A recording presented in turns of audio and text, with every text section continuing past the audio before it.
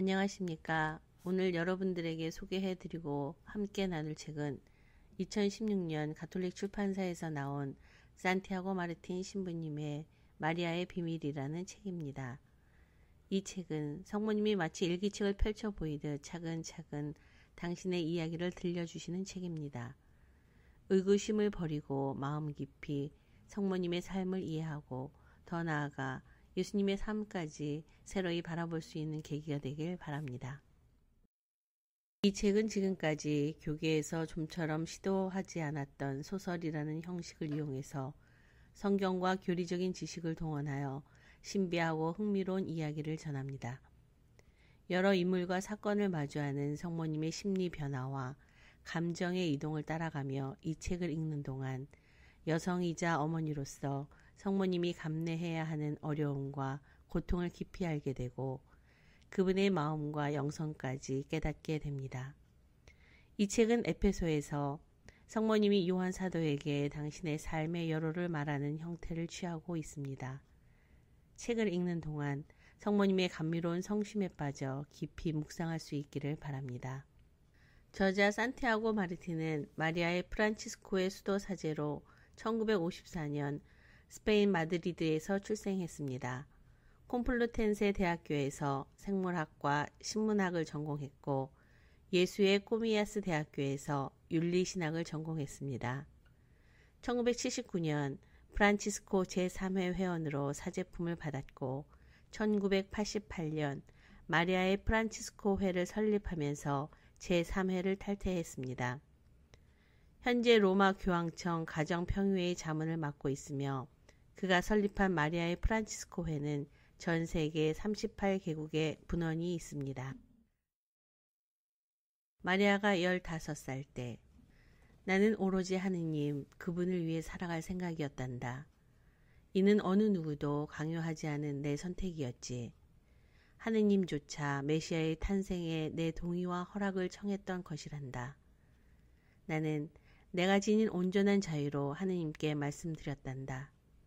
주님, 제가 여기 있습니다. 저는 당신의 종입니다.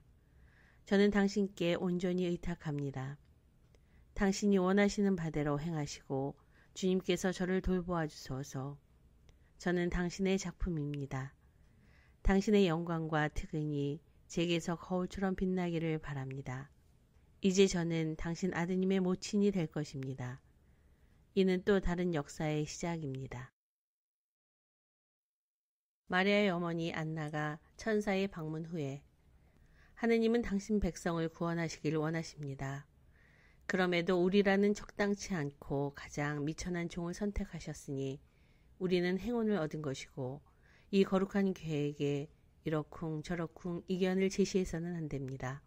우리가 해야 할 건 오직 하느님을 찬미하며 기도하는 일과 상상도 하지 못할 엄청난 일에 놀란 우리 아이를 진정시키는 일입니다.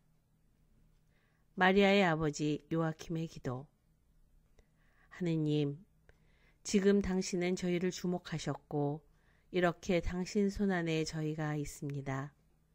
저희 딸 안에 씨를 뿌리신 당신의 계획이 실패로 돌아가지 않도록 하시고 구원 사업의 모든 여정이 빗나가지 않도록 하소서. 또한 저희에게 영광과 영예를 주지 마옵소서.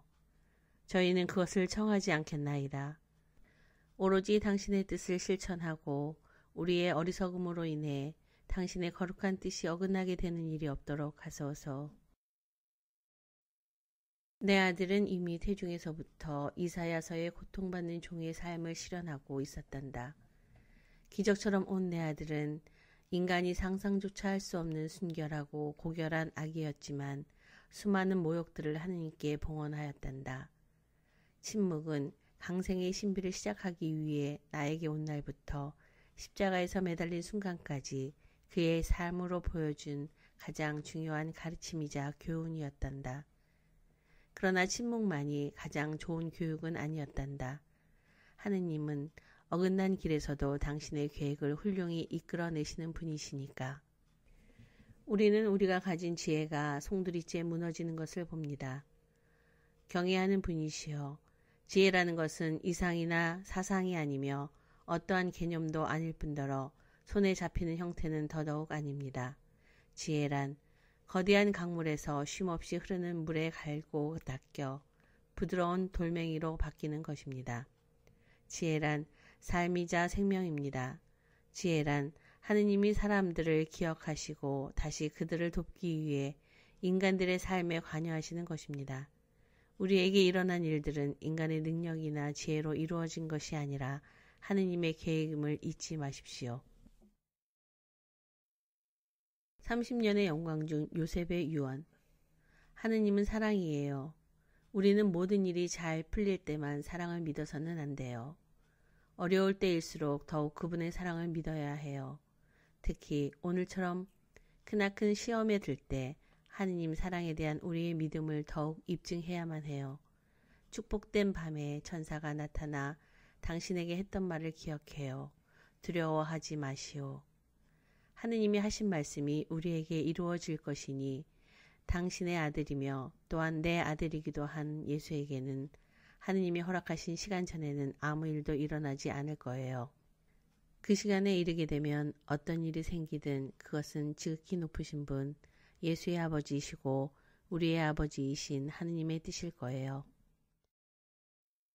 하느님이 바로 우리 옆에서 함께 걸어가신다는 것을 믿는 것이 얼마나 어려운 일인지, 저 멀리에서 벌어진 거대한 일은 그토록 쉽게 믿으면서 우리 눈으로 직접 본 놀라운 일들을 믿는 것에는 왜 그토록 무딘 마음을 갖는지, 하느님은 크고 강한 바람 가운데에도 지진 가운데에도 불 가운데도 계시지 않았잖니. 불이 지나간 뒤 엘리야도 조용하고 부드러운 하느님의 음성을 들었단다. 하지만 사람들은 하느님이 오직 거대한 폭풍이나 천둥처럼 나타나리라는 것을 믿는 듯하구나. 예수가 선포하는 가장 중요한 메시지 중 하나는 하느님은 우리와 함께 계시며 전지전능하신 분이시고 이 세상에서 선을 행한 모든 사람을 맞아주시고 위인들을 아브라함과 함께 기꺼이 천국으로 인도하시는 분이시라는 것이란다. 예수는 우리가 이 지상에서 천국으로 가는 동안 하느님의 자비는 이 세상에서 범한 우리 모든 죄에서 우리를 구원하실 거라고 말했단다. 어머니, 이제 드디어 저희 때와 시간이 오고 있어요. 제가 그토록 사랑하는 인류의 구원을 위해 저는 지금 이 예정된 일을 완수해야만 해요. 어머니, 제발 지나치게 슬퍼하거나 고통스러워하지 마세요. 물론 그것이 불가능하다는 것을 잘 알고 있지만 어머니가 믿음을 잃지 않는 것으로 저는 충분해요. 어떤 일이 벌어지든 하느님 아버지와 제가 함께 있다는 것을 의심하지 마세요. 장차 일어날 일들은 그분의 뜻이에요. 사랑하는 아들아, 내가 너의 어머니가 된 것은 큰 축복이며 너와 함께 살아온 긴 시간은 은총의 날이었단다. 나는 너를 사랑했고 너의 사랑을 받았단다. 내 곁에 머물 수 있었던 것은 지상의 그 어떤 것과도 바꿀 수 없는 보화였단다. 언제 어디서든지 내가 너와 함께 있음을 의심하지 말아다오. 내가 대지 위에 온전히 서 있기를 부탁한다면 반드시 그렇게 하마. 단 한 방울의 눈물도 흘리지 말라고 하면 그렇게 하마. 어떤 일이 일어나든 그러한 일을 허락하신 하느님과 그분의 사랑을 믿으라고 한다면 또한 그렇게 하마. 이토록 정신을 잡고 있기도 힘든데 능력을 넘어서는 극한 상황에서 하느님의 뜻을 수행할 수 있었던 것은 하느님 아버지와 예수가 그렇게 하기를 내게 바랐기 때문이란다. 그 순간의 내 역할은 창조주이며 피조물인 예수를 실행하는 것이었단다. 여기를 벗어나고자 말하는 대신 그 쓴 잔을 내가 대신 마시겠다고 자청하는 대신 나는 예수를 고통의 바다로 밀어붙였단다. 예수를 그토록 사랑하면서 말이다. 우리 모두 예수에게 의지하지 않았니? 그러면서도 예수가 더 이상 자기 스스로 지탱하지 못할 때에는 내가 예수를 지탱해주고자 했단다. 예수는 하나님으로부터 내게 왔고 나는 연약한 여인이지만 예수의 어머니였단다. 하느님의 은총 안에서 한 어머니가 자녀를 위해 못할 일이 있겠니? 하느님, 저희 태중에 당신의 아드님을 잉태하도록 하신 하느님, 지금 예수가 이 지상에서 짊어진 그 무거운 짐을 제가 대신 지도록 허락해 주소서. 제가 그 모든 짐을 다 질 수 없다면 예수의 멍에를 조금이라도 가볍게 할 수 있도록 제게도 나눠주소서. 전능하신 하느님이 지상에서 그 대가를 대신 치러야 하는 사람이 있다면 그 사람이 바로 제가 되도록 해주소서. 제게 자비를 베푸셔서 저도 예수의 고통의 일부라도 함께 할 수 있도록 허락해 주소서. 지금 모든 멍에를 짊어지고 가는 예수는 저보다 당신의 도움이 더 간절히 필요합니다. 제가 항상 두려워했던 예언자 시메온이 말한 가슴을 관통하는 것 같은 아픔을 제게 주시고 예수가 절망하지 않도록 도와주소서. 요한아, 그 순환이 시작되던 날 밤 나는 선과 악의 치열한 싸움이 시작되었다는 것을 알았단다. 어둠의 세력이 판을 치는 순간에도 나는 하나님의 뜻을 받아들이고 예수의 사랑에서 멀어지지 않으려고 혼신의 힘을 다했단다. 나는 예수가 넘어질 때마다 예수를 지탱하고 어둠의 세력과 싸워 승리하도록 끝없이 힘을 불어넣었단다. 예수를 위해 나는 너희 제자들의 배신도 용서할 수 있었단다. 이 세상에 존재하는 악을 물리치려면 오직 선으로만 무장해야 한단다. 용서와 자비가 아닌 다른 방법으로는 결코 악을 이길 수 없단다. 예수에게 충실하다는 사실을 증명하기 위해 지금 우리는 예수를 믿고 예수가 가르쳐준 대로 선으로 악을 이겨야 한단다. 사랑은 미움이나 증오를 이긴단다. 전능하신 하느님께 예수가 이 치열한 전투에서 승리하길 그리고 예수를 지켜주시기를 기도하자꾸나. 그 어떤 일이 벌어지든 우리는 예수가 우리에게 손수 가르쳐준 하느님의 사랑이 무한하다는 것을 믿어야 한단다. 하느님은 예수를 주었다가 다시 거두어 가셨지. 하느님이 내게 주신 생명을 내게서 다시 앗아가신 것이란다. 예수는 지상의 마지막 순간에 나에게 다른 이들을 받아들이라고 말했단다. 극도로 비참한 십자가의 죽음으로 이끈 이들까지도 용서하고 사랑하라고 했단다. 예수가 사랑한 것처럼 나 역시 그들을 사랑하라고 말이야. 예수가 세상을 떠나고 있을 때 나 역시 세상을 떠나고 있었단다. 예수가 깊은 고독을 느꼈을 때 나 역시 모든 것을 잃어버린 고독의 나락으로 떨어지는 체험을 했단다. 그러나 요한아, 역설적이지만 바로 그 순간부터 나는 결코 하느님과 멀어지지 않으려고 노력했단다. 오직 하느님을 위해 모든 것을 내려놓으려고 혼신의 힘을 다 쏟고 있었단다. 그때서야 비로소 다시 살아날 것이라는 예수의 말이 떠올랐단다. 그래, 예수는 지금 살아있어. 그곳이 어디인지 모르지만 분명 살아있어. 그렇기 때문에 나는 예수의 죽음을 전혀 느낄 수 없었던 것이란다. 내가 눈으로 본 것만이 사실이 아니라는 뜻이기도 했단다. 바로 예수가 살아있다는 확신, 곧 부활할 것이라는 믿음이 거대한 파도처럼 내 마음이 밀려오자 나는 곧 평온을 되찾을 수 있었단다. 내 심장은 기쁨으로 빠르게 고동치기 시작했고 지금까지 나를 애워쌌던 극심한 피로가 밀려오면서 나는 처음으로 깊은 잠에 빠져들었단다. 나는 방에서 무릎을 꿇고 기도했단다. 마음은 이미 평화를 되찾은 후였지만 나는 오직 한 가지만을 거듭 기도했단다. 하느님이 예수를 제 아들로 주셔서 감사하고 제가 어머니로서 예수를 양육할 수 있도록 또 예수가 성장하는 것을 지켜보며 행복할 수 있도록 허락하신 것에 감사드렸단다. 30여 년간 그토록 크나큰 애정을 받을 수 있는 순간을 주신 것에 감사드립니다. 하느님, 제가 무엇이기에 이토록 큰 선물을 주셨습니까? 어머니, 이제 제가 떠날 시간이 되었지만 결코 슬퍼하지 마세요. 우리는 곧 다시 만날 거예요. 마음 같아서는 어머니를 바로 모시고 가고 싶지만 어머니는 아직 지상에서 하실 일이 남아있답니다. 어머니, 두려워하지 마세요. 순환과 죽음을 맞기 위해 떠날 때도 드렸던 말씀입니다. 하느님의 사랑을 절대로 의심하지 마시고 사람들에게 이 사랑을 알려주세요. 무슨 일이 벌어지더라도 비록 하느님이 멀리 계신 듯 느껴지더라도 하느님 아버지와 성령 그리고 제가 어머니 곁에 늘 머물고 있다는 것을 또한 제가 모든 사람과 함께 한다는 것을 절대 잊지 마세요. 내가 사랑하는 예수가 이 지상을 영영 떠나고 이와 같은 방문도 없을 것이라고 생각하니 억장이 무너지는 듯 했단다. 이렇게 손에 잡힐 듯이 내 앞에 와 있던 예수와의 만남이 이제 마지막이라니 우리 모자의 영적 일치도 끝인 것일까? 여러분에게 하고 싶은 말은 하느님이 존재하신다는 것과 하느님은 사랑이시라는 것입니다. 그분이 먼저 우리를 사랑하셨습니다. 우리와 우리가 사는 세상에 어떤 일이 일어나더라도 결코 하느님의 사랑을 의심해서는 안 됩니다. 믿음이란 하느님의 사랑을 믿는 것이고 어떤 상황에서도 하느님을 의심하지 않고 따르는 것입니다.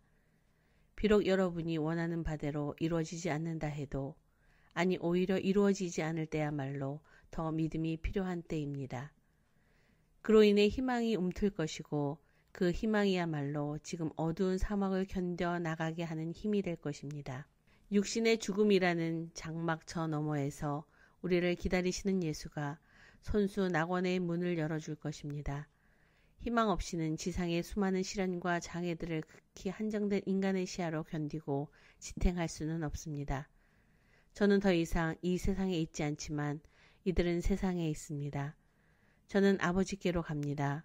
거룩하신 아버지께서 저에게 주신 이름으로 이들을 지키시어 이들도 우리처럼 하나 되게 해주십시오. 인간인 예수는 더위와 추위, 배고픔과 갈증, 고통과 기쁨 등 인간이 겪는 모든 감정을 체험했습니다. 예수는 인간을 도왔지만 동시에 인간의 도움이 필요했습니다. 예수는 하느님이고 여러분의 힘이며 성체입니다. 그렇지만 그는 동시에 인간이기에 예수에게는 여러분이 필요합니다. 또한 여러분의 마음속에서 우러나오는 진정한 사랑에 민감하고 여러분이 범하는 죄나 무관심으로 인해 고통을 받습니다. 인간이면서 참 하느님인 예수는 여러분 한 사람 한 사람을 몹시 사랑합니다. 그리하여 여러분으로 인해 행복을 느끼기도 하고 고통을 당하기도 합니다. 사랑이 무엇인지 알지 못하는 사람은 결코 예수를 이해할 수 없을 것이고 사랑하는 하느님을 만날 수도 없을 것입니다. 가장 중요한 것은 하느님은 사랑이시라는 것과 바로 그 사랑을 우리에게 가르치기 위해 예수가 이 세상에 왔고 인간을 그토록 사랑했기 때문에 십자가의 치욕스러운 죽음도 받아들였다는 것입니다. 고통은 바로 구원입니다. 고통은 인간을 정화시킬 뿐만 아니라 우리가 다른 이들의 고통에 동참하고 그들에게 힘을 줌으로써 사람 사이의 일치를 이끌어냅니다. 이 또한 신비라고 할 수 있습니다. 예수가 십자가에서 죽음으로써 인류의 모든 고통과 죄를 구원한 것도 이렇게 이해할 수 있을 것입니다. 우리의 삶에 가끔 찾아오는 고통 역시 우리의 선물을 위해 준비되었다는 생각이 듭니다. 사랑하는 자녀들이여 다시 말합니다. 나를 기쁘게 하는 것은 하느님과 예수 그리고 하느님의 영을 통해 여러분이 일치하는 것입니다.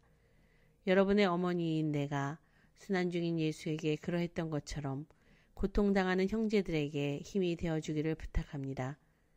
하느님은 사랑이심을 언제나 기억하시고 그분 역시 여러분의 사랑이 필요하다는 것을 명심하십시오. 사랑하는 마음은 끊임없이 사랑받기를 원합니다. 오직 사랑만이 사랑을 줄 수 있기 때문입니다.